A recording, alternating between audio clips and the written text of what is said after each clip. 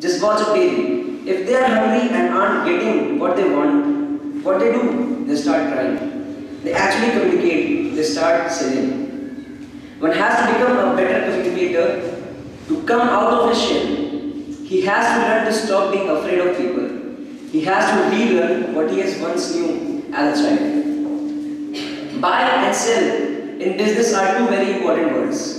The more you can sell, the more you can buy. And if you want to buy, you have to sell something first.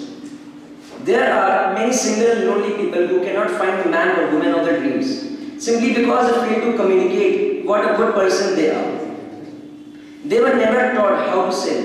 In short, selling affects every aspect of life. The better you are at selling, the richer you become in life in every aspect. There is a rich person and poor person inside each of us. There's also a winner and a loser inside each of us. Every time we let our fears, our doubts, our low self-esteem win, the loser inside us wins. Learning to sell is learning to overcome the loser inside of you. Learning to sell also brings out the winner in you.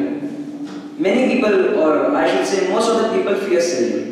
They pretend that the act of selling is below their standards. They actually fear being rejected. They have to realize that rejection is equal to success. The most rejected people are the most successful people as well.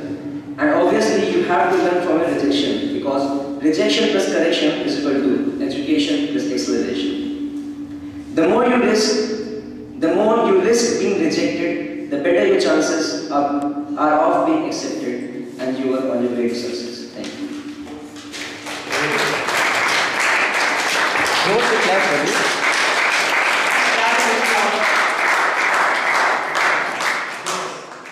Thank you, Udit.